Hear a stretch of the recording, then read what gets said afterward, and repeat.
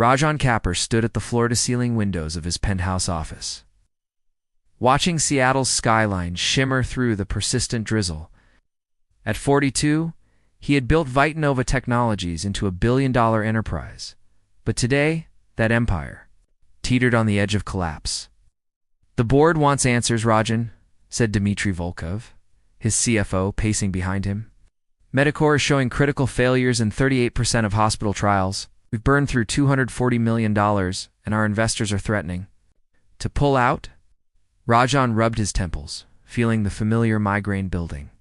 Medicor was supposed to be revolutionary an AI system that could diagnose diseases faster and more accurately than human doctors. But something in the algorithm kept producing dangerous false negatives for certain patient demographics. "Does Dr. Westfield say?" Rajan asked, referring to his chief medical officer. "She says we need to scrap the core diagnostic matrix and start over. That's 9 months of work, minimum." Dimitri's voice carried the weight of impending doom. "We don't have 9 months, Rajan. We barely have 9 weeks." The office door opened, and Olivia Chen, Rajan's executive assistant, entered with his afternoon espresso. "Your 3 p.m. with marketing is canceled," she said. "And Dr. Westfield sent over the latest failure reports." She marked them urgent. After they left, Rajan slumped into his ergonomic chair, flipping through the reports. Each page reinforced what he already knew: his life's work was crumbling. His phone buzzed with a text from his ex-wife. Lawyers need to reschedule the final divorce. Settlement. Again, perfect. Even his personal life was in shambles. 3 floors below, in a cramped cubicle tucked between the bathrooms and the supply closet, Priya Verma adjusted her glasses and continued typing. At 29, she'd been at Vitanova for 11 months. As a junior data analyst, though most days she felt invisible, with her thrift store clothes and quiet demeanor, she was easy to overlook among the company's sleek, confident employees. Priya had been hired to run basic statistical analysis, but she'd noticed disturbing patterns in the Medicor test results. For weeks, she'd been working late, developing an alternative approach to the diagnostic algorithm, one that accounted for subtle variations in patient biomarkers across different ethnic backgrounds. "Still here, Verma?" asked Trevor, her supervisor, stopping by her desk. "Don't you have a life? Just finishing something?" she murmured, minimizing her screen. "Well, don't stay too late. It's not like overtime will get you noticed," he chuckled, walking away. Priya sighed, reopening her work. Her analysis suggested the AI wasn't failing randomly. It was missing specific indicators in patients with non-European genetic markers. The solution wasn't to rebuild the system, but to recalibrate its sensitivity parameters. She'd tried emailing her findings 3 times to the development team. Her messages remained unread, lost in the inboxes of people who never bothered to learn. Her name, as the office emptied for the evening, Priya saved her work to a folder labeled Medicor_alternative. Tomorrow, she would try one more time to get anyone to listen. Little did she know, tomorrow would change everything. Asterisk. Morning light streamed through the windows of Vitanova's main conference room as Rajan faced his executive team. Dark circles shadowed his eyes after a sleepless night, reviewing Medicor's failures. "We need solutions, not excuses," he said, his voice tight with frustration. "Every day we delay, patients are being misdiagnosed." Dr. Westfield, an imposing woman with a silver bob, shook her head. "The diagnostic core is fundamentally flawed. We built it using primarily Caucasian medical data, mistake I warned about from the beginning." "And fix it," Rajan snapped. "It's not that simple," Dmitry interjected. "Our investors are already threatening to pull out. Tensor Medical offered to buy us at 30 cents on the dollar this morning." The room erupted in panicked discussions. Rajan's temple throbbed. He'd started Vitanova after his father died from a cancer that had been misdiagnosed 3 times. Now, instead of solving the problem, he might have created another one. "Everyone take an hour. Come back with actionable ideas, or start updating your resumes," Rajan said, dismissing the meeting. He stormed toward his office, but stopped at the break room for coffee. Inside, a petite woman in a modest sweater was struggling with the espresso machine. When she noticed him, she nearly dropped her mug. "Mr. Capper." "I'm sorry, I'll get out of your way." "No, stay," he said, suddenly exhausted by the constant deference. "It's just coffee." As she moved aside, he noticed her employee badge. Priya. Verma. Data analysis. "You're on the Medicore team?" he asked, making conversation while the machine brewed. "Not officially. I just run basic statistical models." She hesitated, then added, "But I've been studying the failure patterns." Something in her tone caught his attention. "And it's not random. The algorithm is missing specific biomarkers in patients with non-European genetic backgrounds." Her words came faster. "I've developed an alternative sensitivity calibration. That might help." Rajan stared at her. "Why haven't I heard about this? I've sent emails to development, but..." She shrugged, the gesture conveying months of being ignored. 30 minutes later, Rajan sat in Priya's tiny cubicle, stunned by the elegant solution on her screen. Her approach didn't require rebuilding the entire system, just recalibrating how it weighted certain biological markers across different demographic profiles. "This could work," he murmured, scrolling through her simulations. "Why are you hidden away down here?" "I'm just a junior analyst," she said simply. Rajan studied her plain clothes, no makeup, intelligence burning behind dark eyes. "Not anymore. Grab your laptop. You're coming upstairs." The executive team fell silent when Rajan returned with Priya. Confusion turned to skepticism as he explained her theory. "With all due respect," Dr. Westfield said, eyeing Priya, "we've had our top developers working on this for months, and they missed what she found," Rajan countered. "Priya, show them?" Her hands trembled slightly as she connected her laptop to the projector. But her voice grew steady as she explained her analysis. The room's skepticism gradually shifted to attention, then to cautious excitement. "If she's right," Dmitri said, "afterward we could implement this within weeks, not months." "I'll need a team," Priya said quietly, surprising herself with her boldness. "And access to the full code base?" Raja nodded. "You'll have whatever you need." To the others, he added, "Ms. Verma will lead this initiative," reporting directly. To me, as the meeting dispersed, Olivia approached him with a worried expression. "Sir, Tensor Medical's CEO is insisting on a meeting tomorrow. Should I cancel?" "No," Rajan said, watching Priya gather her notes. "Tell him I look forward to declining his offer in person." For the first time in months, hope flickered in Rajan's ch*est. He'd found his solution in the most unexpected place, a quiet cubicle that everyone, including himself, had overlooked. The following weeks transformed Vitanova's headquarters. Priya's former cubicle sat empty while she worked from a glass-walled office adjacent to Rajan's, her whiteboard covered with complex flowcharts and equations. What had begun as a desperate gamble was showing remarkable results in preliminary testing. The recalibrated algorithm caught 97% of the previously missed diagnoses in our simulations. Priya explained one evening as she and Rajan reviewed the latest data. Rain pelted the windows, and empty takeout containers littered the conference table between them. Rajan leaned back, loosening his tie. "The board is impressed. Tensor Medical withdrew their buyout offer this morning." "That's great news," she said, though her attention remained on her laptop screen, fingers flying across the keyboard as she refined another parameter. Watching her work, Rajan realized how much had changed. In just 3 weeks, this woman had transformed from invisible to indispensable. Her brilliance was matched only by her humility, a stark contrast to the parade of egos he usually dealt with. "Why didn't you push harder to be heard?" he asked. Suddenly, Priya looked up, blinking as if emerging from a trance. "What? Asterisk. Your solution. You could have taken it directly to Dr. Westfield or even me. Why let it sit in ignored emails?" She considered the question, tucking a strand of hair behind her ear. "My parents were immigrants who taught science at a community college. They always said true merit eventually rises to the surface." A small smile crossed her face. "Besides, you found me anyway." "Barely," Rajan admitted, "and only by accident." Their eyes met across the table. Something shifted in the air between them, a moment of genuine connection beyond their professional roles. The moment broke when Priya's phone chimed. "The overnight simulation completed," she said, checking the notification. "I should analyze the results." "It's almost midnight," Rajan pointed out. "Science doesn't sleep," she replied with a shrug. He laughed, the first real laugh in months. "At least let me order fresh coffee." As days stretched into weeks, they fell into an unexpected rhythm. Mornings brought meetings with developers and medical experts. Afternoons were filled with coding and testing, and evenings often found them alone, refining ideas long after others had gone home. The executive team noticed the change in Rajan.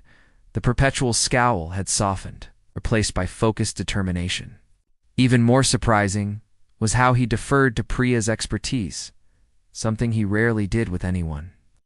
"They make a good team," Dmitri commented to Dr. Westfield after a particularly productive meeting. "Indeed," she replied, watching the pair huddle over test results, "though I wonder if it's becoming more than professional." The question hung in the air, unanswered but increasingly obvious to everyone around them. For Priya, the transformation was even more profound. Her ideas were not only heard, but valued. Colleagues who had previously ignored her now sought her input.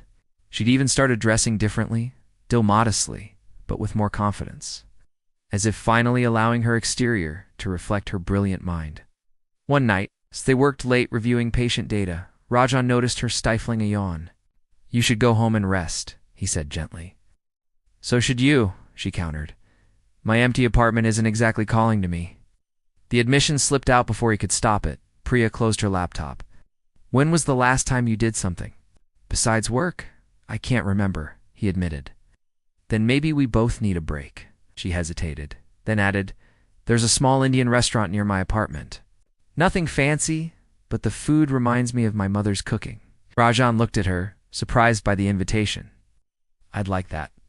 Over steaming plates of curry and naan, their conversation drifted from algorithms to personal histories. Rajan spoke of his father's misdiagnosis, the driving force behind Vitanova. Priya shared stories of growing up between cultures, always feeling slightly out of place. "Two overlooked brilliance," Rajan said, raising his cup of chai in a toast. Priya smiled, touching her cup to his. "And 2 second chances." Neither said it aloud, but both understood they weren't just talking about Metacore anymore. The demonstration was scheduled for 10 a.m., a pivotal moment when Vitanova would showcase the revamped Metacore to their largest investors and hospital partners. Priya arrived early, meticulously reviewing every aspect of the presentation while nursing her third cup of coffee. "Nervous?" Rajan asked, appearing beside her in the empty auditorium. "Terrified," she admitted. 3 months ago I was running basic statistical models in a cubicle. I'm presenting to the CEO of Massachusetts General Hospital." He squeezed her shoulder gently. "They'll be as impressed with you as I am." The touch lingered, another in a growing collection of moments, where the line between colleagues and something more had blurred. Their dinner at the Indian restaurant had been followed by late-night conversations, shared weekend work sessions, and a gradual, unspoken deepening of their connection. By 9:45, the auditorium filled with executives in expensive suits and doctors. In professional attire, Priya spotted Dr. Westfield speaking with a tall man she didn't recognize, distinguished-looking with silver hair and a tailored charcoal suit.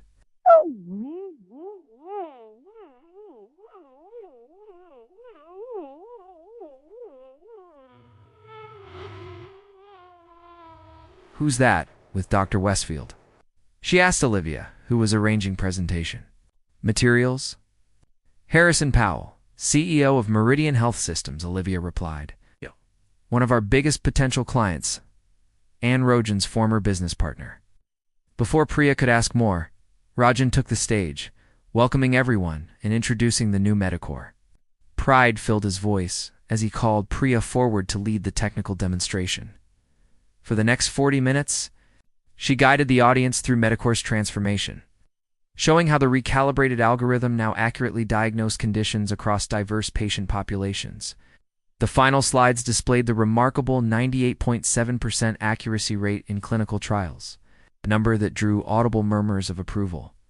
This is the healthcare revolution we originally promised, Rajan concluded, rejoining Priya on stage.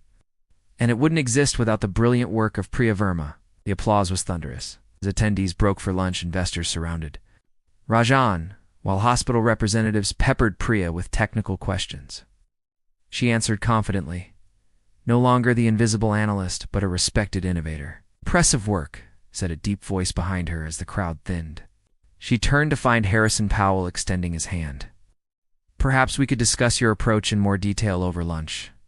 Thank you, but I should stay for the afternoon session, Priya replied politely. I insist, Powell smiled. Have a private dining room reserved nearby? Across the room, Rajan watched the exchange with growing unease.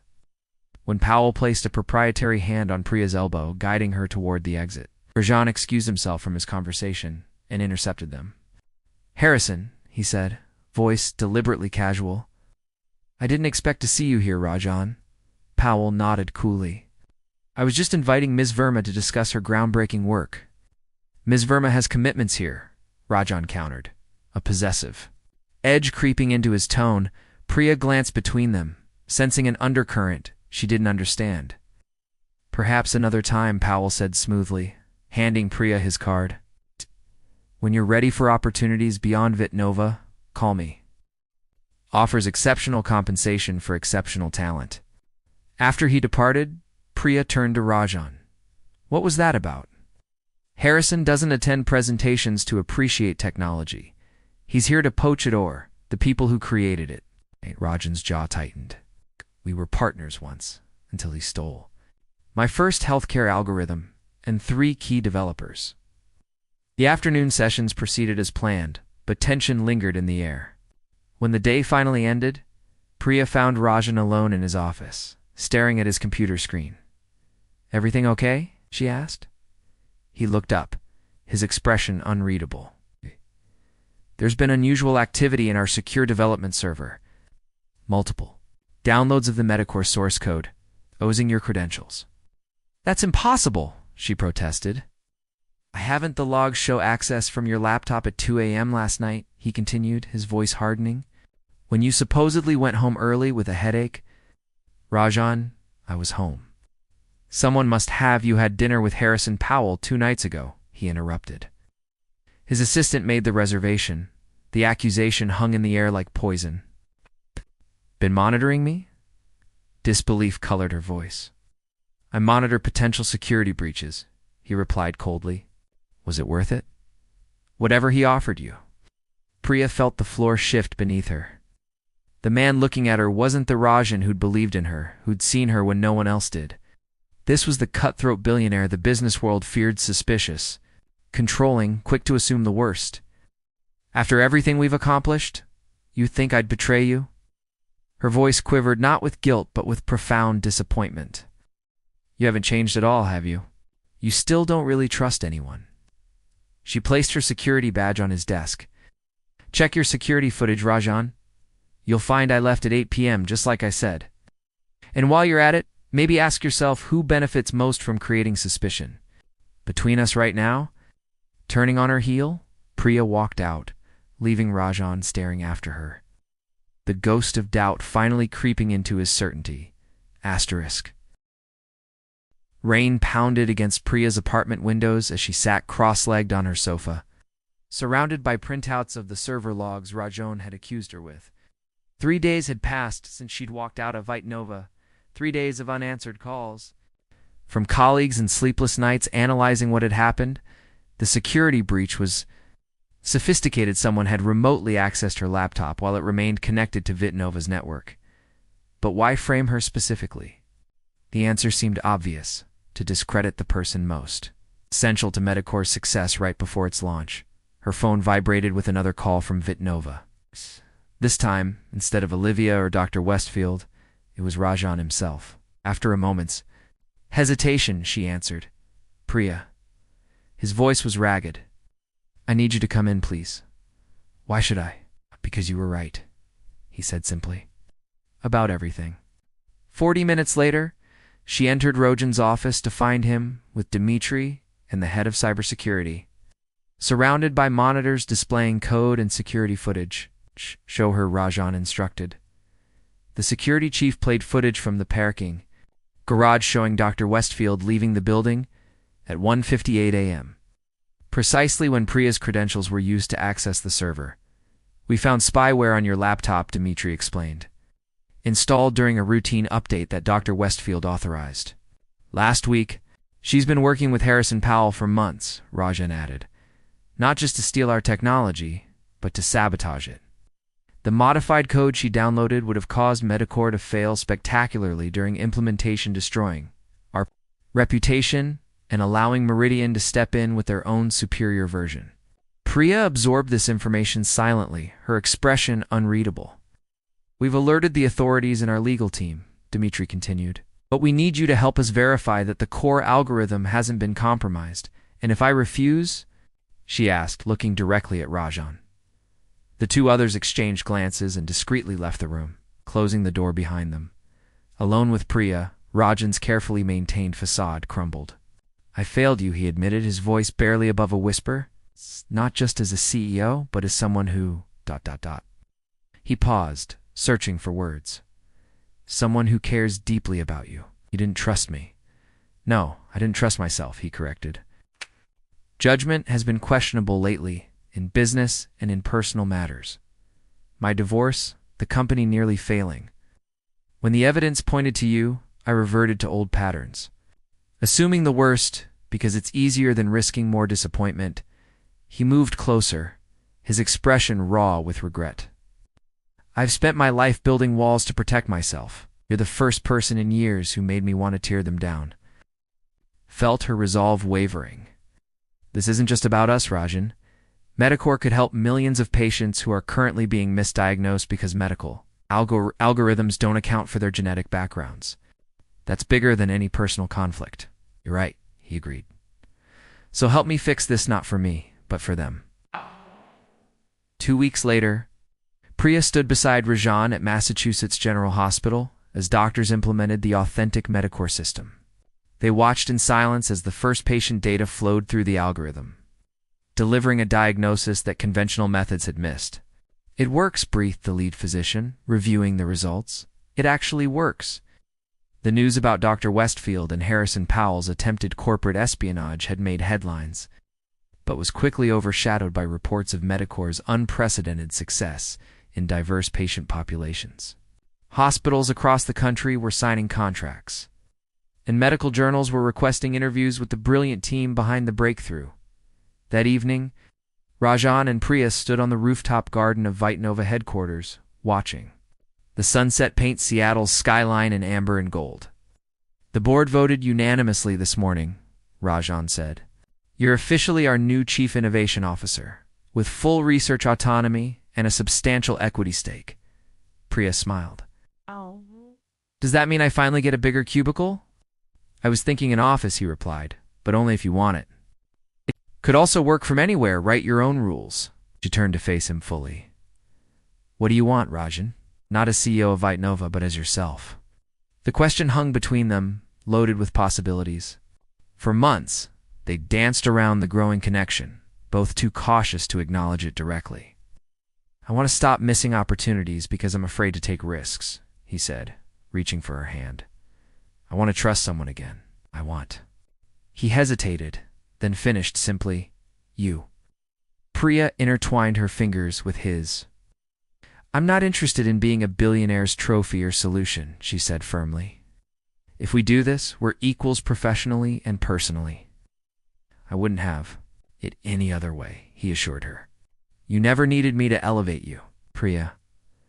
I needed you to remind me why I started this company in the first place, to help people, not just build an empire. As the last light faded from the sky, Rajan pulled her gently closer. Where do we go from here? Chief Innovation Officer Verma. Forward, she answered, rising on tiptoes to close the distance between them, together. Their kiss was tentative at first, then deepened with the certainty of two people who had found not just what they wanted, but what they needed in the most unexpected place. Behind them, through the glass walls of the rooftop conference room, the Medicore interface glowed with the day's success metrics. 4,892 patients assessed. 131 critical diagnoses identified. 53 lives potentially saved. Some revolutionaries changed the world with grand gestures and bold proclamations. Others, like Priya, did it quietly, one overlooked solution at a time. Asterisk.